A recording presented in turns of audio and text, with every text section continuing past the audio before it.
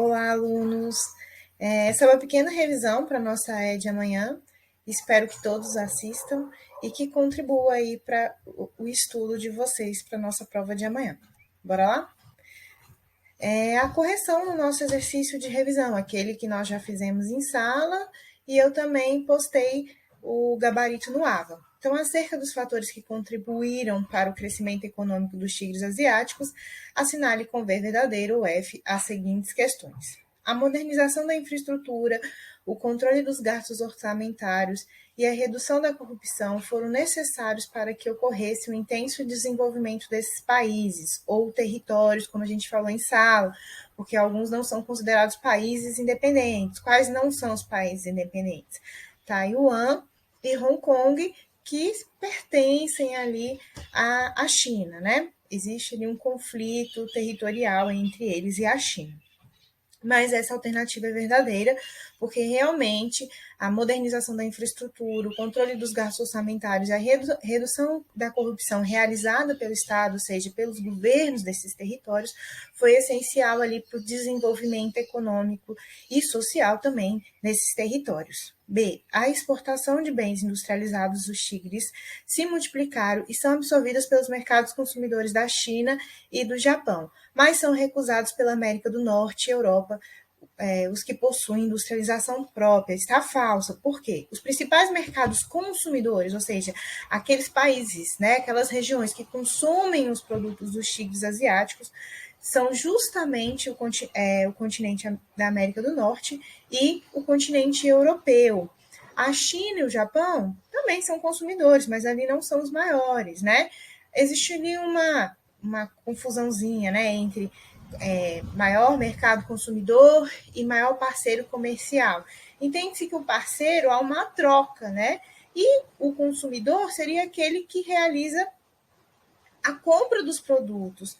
Mas a gente sabe que os Estados Unidos é também um parceiro dos tigres asiáticos, também foi um dos responsáveis ali por investir nesses territórios. C.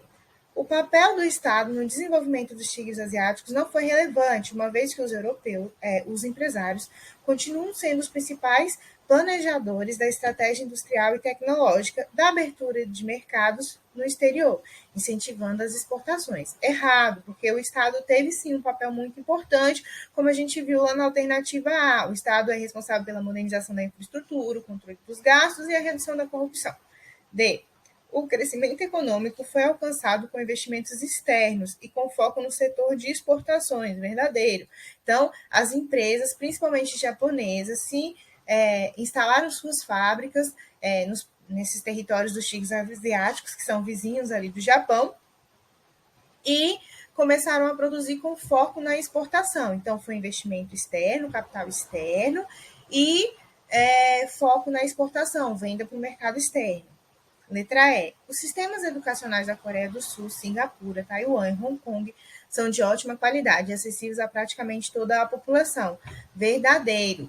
Lembram-se que esses territórios, seus governos, investiram em serviços públicos de qualidade, e isso incentivou e possibilitou ainda mais o crescimento econômico desses tigres asiáticos. F. Os tigres praticamente não têm população vivendo abaixo da linha internacional da pobreza. Apresentam índices elevados de expectativa de vida e de DH, além de baixos índices de analfabetismo e de mortalidade infantil. Verdadeiro, porque, como eu falei anteriormente, são territórios onde seu Estado, né, seus governos investiram em serviços públicos, ou seja, naquele estado de bem-estar social, melhorar a qualidade de vida da população e potencializar o desenvolvimento econômico. Então, quando a gente pega dados desses territórios, como, por exemplo, a gente já conversou em sala sobre Singapura, ele possui um ótimo IDH, um dos mais altos, se não me engano, o mais alto ali da Ásia. O que mais que eles apresentam? Alta expectativa de vida, baixos índices de analfabetismo, porque investem na educação de qualidade para toda a população e, consequentemente, eles conseguem reduzir ali a mortalidade infantil. A Malásia é considerada um novíssimo tigre asiático e vem crescendo bastante. Até os anos de 1970, o país tinha uma economia baseada na exportação de recursos naturais, especialmente borracha, mas desde então diversificou sua economia e exporta principalmente produtos industrializados. Também é verdadeiro. Existem os novos ou novíssimos tigres asiáticos, como o exemplo da Malásia. São países que estão ali bem próximos dos primeiros tigres asiáticos, né, de primeira geração. E realmente, até a década de 1970, a economia na Malásia estava baseada na exportação de recursos naturais, como, por exemplo, a exploração da borracha, ou seja, ali o extrativismo vegetal. E depois disso, com investimentos externos, ela começou a se industrializar e hoje seu foco ali é na exportação de produtos industrializados. Lembrando que os novíssimos tigres asiáticos, eles surgiram ali em meados da década de 1990, ou seja, final do século XX, e suas economias cresceram muito já a partir dos anos 2000, ou seja, do século XXI. Então, o crescimento foi maior agora no início do século XXI. E foi justamente isso que aconteceu. Empresas internacionais começaram a instalar suas fábricas nesses países ali próximo aos primeiros tigres asiáticos, investiram seus capitais nesses territórios. E também o que incentivou essa ida dessas empresas, né, dessas fábricas, foi a oferta de mão de obra, os incentivos fiscais e também a oferta de mão de obra, né, como eu disse, e em grande quantidade. E aí, o foco da produção industrial desses novíssimos tigres asiáticos é a indústria têxtil, de brinquedos e tecnologia, tá bom? Eletroeletrônico, por exemplo. 2. A economia chinesa, tradicionalmente agrícola, atualmente apresenta elevada produção industrial e se tornou a mais industrializada do mundo. Sobre a China, assinale com V ou F as seguintes questões. Embora seja o terceiro maior país em extensão territorial, a China não é um grande produtor de alimentos. Por isso, importa uma quantidade gigantesca de alimentos e consome tudo o que produz. É falso. A China é, sim, um dos grandes produtores de alimentos do nosso planeta. A China é o maior produtor de arroz, se não me engano, é o maior produtor de soja, grande produtor de carne suína. Só que a China tem uma população de 1,4 bilhões de habitantes. Vocês viram que essa semana passada a gente bateu ali os 8 bilhões de habitantes do planeta Terra? Então, a China ela é o país mais populoso ainda. E ela produz muito alimento, mas consome, ou seja, não é suficiente para suprir a demanda interna, por isso que ela importa. E um grande parceiro comercial da China é o Brasil, a gente falou isso em sala, que o Brasil exporta muito matéria-prima, né? Alimento, matéria para industrialização e importa muitos produtos industrializados da China. B. A China é hoje um dos países que enfrenta a supremacia dos Estados Unidos, pois apresenta crescimento econômico elevado, recebe cada vez mais investimentos externos e sua produção industrial é a maior do mundo, realmente. A China bateu os Estados Unidos aí em produção industrial. Existem estudos que falam que a China em breve será a maior economia do mundo e ela tenta se impor, sim, principalmente ali no continente asiático, nas suas relações com outros países, tenta superar essa supremacia norte-americana. C. As zonas econômicas especiais, ZEE, são áreas com economias de mercado ou capitalistas e que efetivamente vêm crescendo graças a grandes investimentos de capitais internos e incentivo às importações. Falso, porque a ZEE surgiu lá no início da década de 80 com o governo do Deng Xiaoping, que promoveu a abertura econômica da China. E a ZE é um mecanismo dessa abertura econômica. Então, nessas áreas, há um investimento externo, ou seja, investimento de capital externo de empresas multinacionais, transnacionais, que se instalaram na China. E o incentivo é nas exportações, ou seja, vender para outros países, não para o mercado interno. Hoje há uma política ali de produzir para atender o mercado interno também, mas a ideia inicial das EES era vender para o mercado externo. D. Na China, existe um grande mercado consumidor e potencial aumento do consumo de pessoas. Verdadeiro, foi o que eu acabei de falar. A China é o país mais populoso do mundo. Existe um grande mercado consumidor, se ela tem o maior número de habitantes.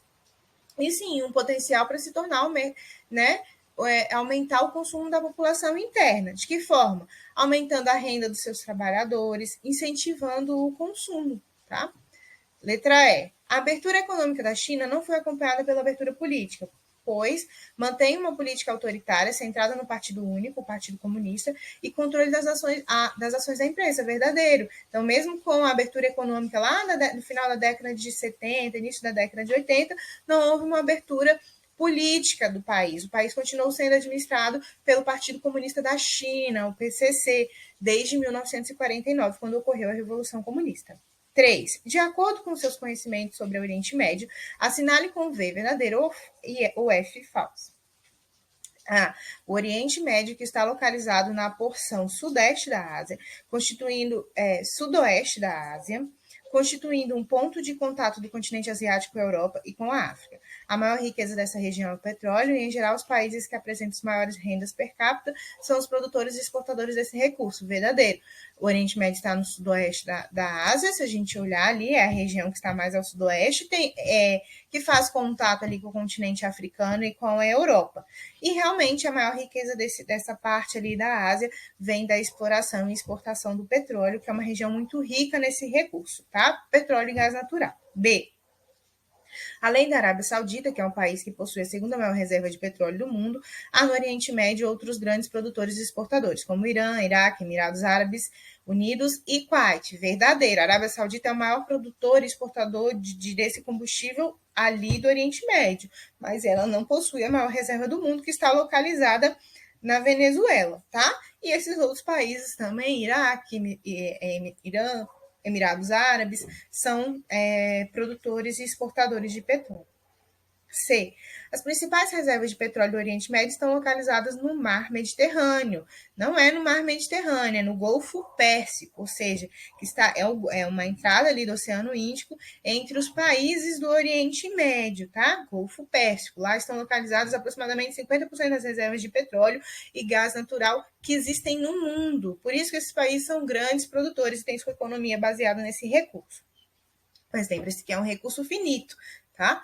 Letra D. A criação do Estado de Israel ocorreu no final do século XIX, motivado pelo movimento denominado sionismo. Israel não foi criado no século XIX, realmente, nesse século, né, no século XIX, ocorreu esse movimento, houve ali uma ideia de se criar o Estado de Israel, mas não foi criado lá no século XIX, tá? Só reforçando, aonde está ocorrendo a Copa do Mundo, né? No Catar, que está localizado justamente em uma península ali no Golfo Pérsico. Então, a riqueza desse país, onde está sendo realizada a Copa do Mundo, né? Que a gente consegue ver essas construções exuberantes, essas cidades super modernas, tem como base a exploração de petróleo. Mas eles também acabam investindo em outros setores, como o setor de turismo, tá? Turismo de luxo. Letra E. A criação do Estado de Israel ocorreu em 1948 a partir de um plano proposto pela Alemanha nazista. Esse acontecimento favoreceu os israelenses e os palestinos. Dessa forma, diversos conflitos puderam ser evitados sem consequência da criação do Estado judeu. Totalmente falso. Não foi uma proposta ali da Alemanha nazista. Não houve a criação do Estado israelense e do Estado palestino. E não evitou conflitos. É uma região muito conflituosa. A gente trabalhou isso em sala, tá? Por isso que está falsa. F. Após o fim da Segunda Guerra Mundial, quando houve o Holocausto, extermínio em massa dos judeus pelos nazistas, a ONU propôs em 1947 a criação apenas do Estado judeu na Palestina. A ONU propôs em 1947 a criação do Estado judeu na Palestina, mas também propôs a criação de um Estado palestino. Então, a Palestina seria dividida em dois: o Estado judeu e o Estado árabe palestino, tá? Por isso que está errada. G. Em todos os países árabes há um regime político teocrático, cuja autoridade política é exercida por um líder religioso. Esse é o único modelo de governo praticado, uma vez que todos são povos muçulmanos. Errado, tá? Não existe só esse regime político. O único país, né, que tem esse regime é o Irã. Os demais ali são monarquias constitucionais, existe uma democracia, que é Israel. Então, existem vários sistemas políticos no Oriente Médio. Israel houve essa proposta da ONU em 1947 para a criação do Estado do Estado de Israel na Palestina, mas foi criada em 1948 por decisão ali dos próprios judeus, né, que ocuparam ali a região da Palestina, não criando o Estado da Palestina. Então, hoje a gente só tem o Estado de Israel e os palestinos vivem em áreas restritas, como na Cisjordânia e na faixa de Gaza, além de terem se tornado refugiados em outros países árabes, tá? Isso ali é um motivo de conflito nessa região. Isso a gente também estudou. 5. Associe as descrições abaixo aos países que compõem o continente da Oceania. Então, número 1, Nova Zelândia, 2, Austrália, 3, Papua Nova Guiné. Os europeus chegaram a esse território no século XVIII e enfrentaram resistência dos povos maori, aborígenes locais. Atualmente, estes nativos estão integrados à sociedade e apresentam 14,9% da população local. Os maori são aborígenes de que país? Da Nova Zelândia. B. O país foi colônia penal instaurada pelos britânicos após a independência dos Estados Unidos. A Austrália foi colônia penal, né? Então, a Oceania foi descoberta lá no século XVIII, mas a colonização, né, a ocupação começou realmente a partir do século XIX, quando o Reino Unido acabou perdendo sua principal colônia, que era os Estados Unidos. Letra C. Possui solo rico em gás natural, petróleo, carvão, ferro e ouro. Sobre seus aspectos econômicos, é o maior exportador de leite nos dias de hoje e ainda atrai milhares de turistas. Nova Zelândia, que é o maior produtor de leite que existe aí no mundo. A principal fonte do leite são os ovinos. Eles também têm um rebanho bovino, mas o foco ali na exportação dos laticínios, do leite que vem dos ovinos. D. Apresenta baixa densidade demográfica em relação ao tamanho do país, tendo em vista a vastidão do território e a quantidade de habitantes. Quem é o maior país da Oceania? A Austrália. Então, eles possuem uma baixa densidade demográfica porque ali, a maior parte do território australiano é ocupado por áreas desérticas, né, áreas secas. Então, isso acaba inviabilizando as atividades humanas e a ocupação também, tá?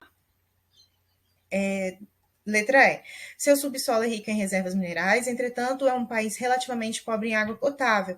A Austrália ela tem muitos recursos minerais, a gente trabalhou sobre isso, falou que ela é um grande exportador desses recursos, principalmente para os países ali da Ásia, né, China, Japão, os tigres e os novos tigres asiáticos, mas é pobre em água potável devido ali, 60% do seu território ocorreu clima árido ou semiárido. F. País localizado em uma ilha que está dividida em dois continentes, Oceania e Ásia. Qual é o país ali da Oceania dividido em dois continentes? É a Papua Nova Guiné, número 3. G. Nesse país, devido ao ato dos direitos de terra aborígenes, os nativos puderam reaver suas antigas terras, que correspondem a quase metade do território do norte. Então, vocês lembram, no livro de vocês tem um mapa dividindo a Austrália em territórios, e um desses territórios é o território do norte. Existiu lá foi, né, outorgada na década de 1970, esse ato dos direitos das terras aborígenas, onde eles passaram ali a ter direito à demarcação de terras, né, no território australiano, e também uma forma de respeitar ali a cultura desses povos que foram tão massacrados durante o processo de colonização, tá? Letra H. O país é um arquipélago formado por cerca de 600 ilhas, sendo que as duas maiores, Ilha do Norte e Ilha do Sul, são separadas pelo Estreito de Cook, em Nova Zelândia. A Nova Zelândia, né, ela é formada ali por aproximadamente 600 ilhas, como a maior parte do território da Oceania é composto por ilhas. As duas maiores, a Ilha do Norte e a Ilha do Sul, e elas realmente estão separadas por esse estreito ali, né, uma faixa de oceano do mar chamado de Estreito de Cook. 6. Utilize o mapa da página 117 do livro Oceania Físico para responder as perguntas. Para facilitar a dinâmica geográfica da Oceania, ela teve de ser compartimentada em 3 grandes conjuntos de ilhas, cuja denominação de seus nomes deriva do idioma grego.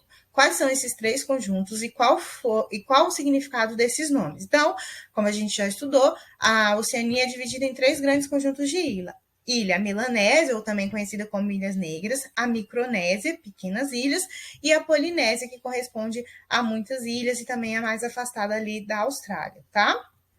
Descreva os 3 compartimentos do relevo, tipos de relevo existentes na Austrália. Então, a gente viu que na Austrália a gente consegue dividir seu território, as formações de relevo, em 3 tipos, né? Um deles a oeste, ou seja, lá na parte onde estão os desertos, próximo ao Oceano Índico, denominado pelos maciços antigos como o Grande Planalto. tá? Então, uma região ali onde ocorrem os planaltos.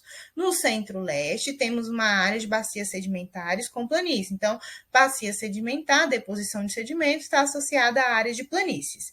E no extremo leste, a cordilheira australiana, originados dos dobramentos antigos. Então, no leste, ali no litoral leste da Austrália, a gente tem a cordilheira australiana, e ela é formada por dobramentos antigos porque não é uma formação de relevo recente, o que predomina lá são os processos erosivos. Mesmo assim, ela tem mais de 2.000 metros de altitude e serve como uma barreira orográfica para os ventos úmidos que vêm do Oceano Pacífico. Então, os ventos vão bater nessa barreira, vão provocar chuvas ali no leste da Austrália e vão passar com muito menos umidade para dentro do território australiano, ou seja, para a área de planície e para as áreas de planaltos, ali onde ocorrem os grandes desertos, tá? Letra C. De acordo com o mapa, explique por que na região mais ao norte da Austrália, conhecida como Top End, as chuvas ocorrem no verão e na região mais ao sul, como na ilha da Tasmânia, ou seja, bem esse pontinho mais ao sul da Austrália, as chuvas ocorrem durante o inverno. Então, o que vai ocorrer lá? 2 sistemas diferentes. Ao norte, na região conhecida como Top End, as chuvas se concentram no verão, influenciadas pelos ventos úmidos que vêm úmidos de monções, ou seja, ventos úmidos que vêm do Oceano Índico. Lembra daquelas chuvas torrenciais que ocorrem lá na Índia? Então, são esses mesmos ventos carregados de umidade que chegam ao norte do território da Austrália e provocam chuvas no período de verão. Na área ao sul, por sua vez, as chuvas frontais, que é um tipo de chuva que a gente tem, concentram-se no inverno, como resultado do encontro de uma frente fria polar com uma frente quente subtropical. Então, existe ali o encontro de 2 frentes, né? Uma quente que vem do continente, vem ali da Austrália, e uma frente fria que vem lá do Polo Sul. O encontro dessas frentes, o choque, como se elas... Pensa nelas se batendo, essas 2 grandes nuvens, né? Grandes massas de ar se batendo, provocando essas chuvas que a gente chama de frontal. Então, as chuvas no norte são provocadas pelos ventos úmidos que vêm do Oceano Índico, os ventos úmidos de monções, e ocorrem no verão. Já no sul, as chuvas ocorrem no inverno, provocadas ali pela frente fria que vem do Polo Sul, tá bom? Só um comentário aqui sobre uma coisa que a gente não cobrou no exercício, que foi sobre o governo de Mao Tse-tung e Deng Xiaoping. Então, Mao Tse-tung foi o líder ali do Partido Comunista e responsável pela Revolução Comunista que ocorreu lá em 1949. Então, ele era o líder e passou a governar o país após essa revolução. Os seus programas de governo foram um grande salto para a frente. O primeiro, né? Que previa ali a coletivização do campo e o foco na industrialização de base. Então, era tornar as propriedades rurais propriedades do Estado, né? Então, houve ali a instituição de uma economia planificada, onde todos trabalhariam e produziriam para o consumo de toda a população. A gente sabe que esse projeto ele não deu certo, fracassou, e aí ocorreu a Revolução Cultural, que foi muito mais rigorosa, em 1966, onde promoveu o isolamento internacional da China e a radicalização do regime comunista, ou seja, durante essa Revolução comunista, aqueles que eram inimigos do Estado e cujo o governo culpou pelo fracasso do grande salto para frente foram perseguidos, principalmente intelectuais. Houve uma ideologização da população, principalmente dos mais jovens, que começaram a perseguir, ou seja, houve ali a radicalização do regime comunista, tá? Com a morte do Deng Xiaoping em 1976, quem assumiu como líder, né, do partido foi Deng Xiaoping. Então, ele encerrou lá em 1978 a Revolução Cultural, iniciou amplas reformas econômicas no país, que ficaram conhecidas como as 4 modernizações, focando na indústria, na agricultura, defesa, ciência e tecnologia. Instaurou as zonas econômicas especiais, ou seja, promoveu ali a abertura econômica, mas não promoveu a abertura política da China. E foi o responsável por repressões também, né?